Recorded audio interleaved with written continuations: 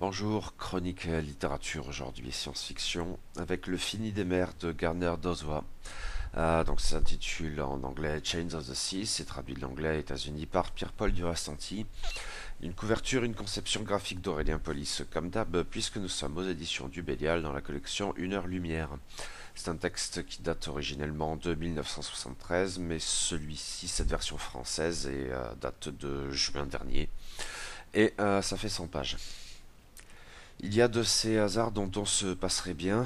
Gardner Dozois est mort un mois environ avant la parution de ce petit ouvrage, 14e titre de la belle collection Une heure lumière des éditions du Bélial, une novella plus ancienne que de coutume, 1973, et sur laquelle le traducteur Pierre-Paul Durasanti travaillait depuis pas mal de temps. Gardner Dozois dans le monde de la SF était sans doute avant tout connu en tant qu'éditeur et anthologiste, une double activité qui lui a valu notamment une kyrielle de Hugo. Mais il écrivait aussi de la fiction, de manière plus discrète sans doute, mais pas moins convaincante le cas échéant. Voyez par exemple son beau roman L'étrangère, assez récemment réédité par ActuSF. Mais les romans sont rares dans sa bibliographie, a fortiori en solo, et William Gibson, dans le blurb de la quatrième de couve, le loue pour son talent dans la forme courte. Cette novella, 100 pages mais très aérée, en est sans doute un bon témoignage. Le point de départ est très convenu, sans que cela soit problématique. Au croisement de la guerre des mondes et du sous-genre Big Dumb Object, l'auteur décrit une invasion extraterrestre consistant en l'arrivée sur la planète bleue de 4 immenses vaisseaux ovoïdes. Belle couverture d'Aurélien Polis, comme d'hab. Instinctivement, on était porté en la voyant à penser au film Premier Contact, d'après l'excellente nouvelle Histoire de ta vie de Ted Chiang, mais les vaisseaux dans le texte de Dozois ont bien exactement cette apparence. Trois d'entre eux ont le bon goût de se poser dans les différents endroits des États-Unis, mais le dernier se retrouve au Venezuela. Allons bon. Les vaisseaux demeurent dès lors inertes, indifférents pour l'essentiel à l'agitation des humains tout autour d'eux. Une agitation qui, très classiquement, pourrait bien vite dégénérer parce que les militaires excités sont toujours portés à faire mumuse avec le bouton rouge ou d'autres de leurs chouchous. Par chance, des intelligences artificielles sont là, à l'est comme à l'ouest, qui font en sorte que les conneries paniquées de leurs créateurs ne débouchent pas sur un holocauste nucléaire. Tout cela est très classique, oui, mais bien fait. Poussiéreux si l'on y tient, mais sans excès non plus, sans que cela confère au texte un caractère vraiment trop daté. Et quand bien même cela ne serait finalement guère un souci, car les chapitres consacrés à ce récit objectif de l'invasion et de la réponse humaine ou IA qu'elle entraîne sont globalement fort brefs et délibérément laconiques. Le récit qui compte est ailleurs, dans une novella dont le propos consiste bien à décentrer l'histoire et à peu près tout ce qui peut l'être.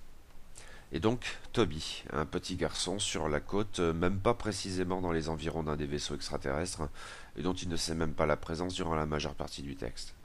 Tommy est un petit garçon comme pas mal d'autres, plutôt le modèle un peu rêveur, on va dire.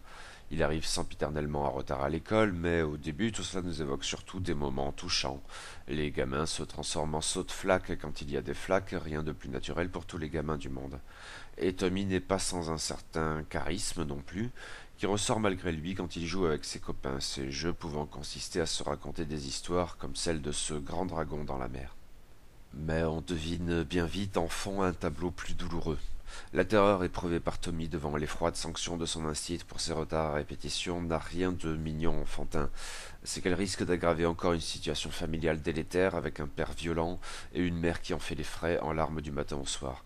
Ça ne va pas. Ça ne va pas à la maison, ça ne va pas à l'école.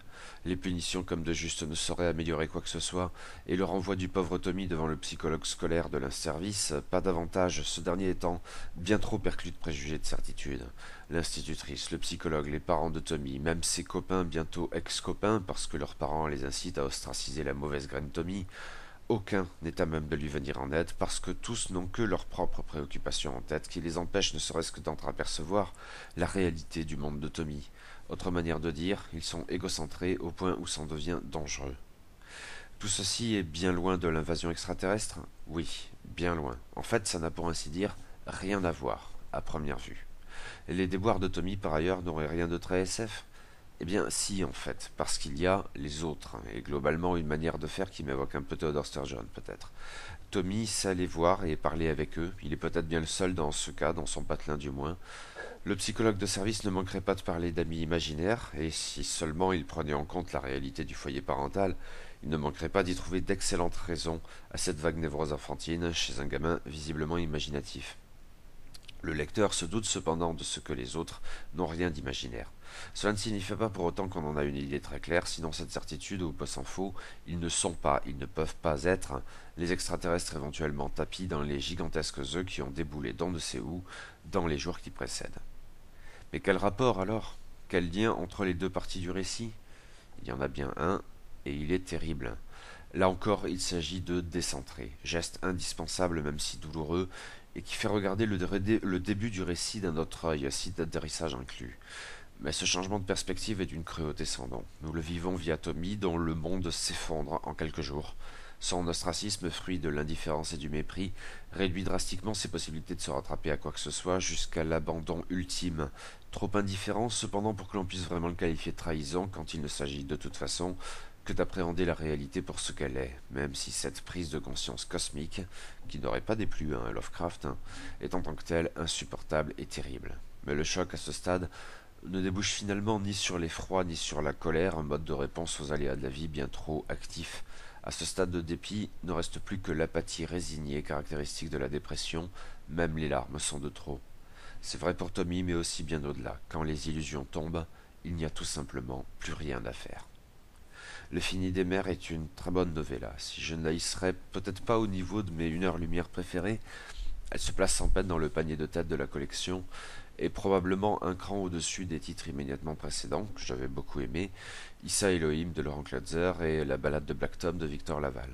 Si le style de Garner Dozois est relativement utilitaire, tout particulièrement dans les chapitres consacrés à la situation mondiale comme de juste, il sait cependant véhiculer une certaine émotion authentique et les misères de Tommy touchent, sans pour autant faire dans le presse-bouton à base de gros pathos qui tâchent.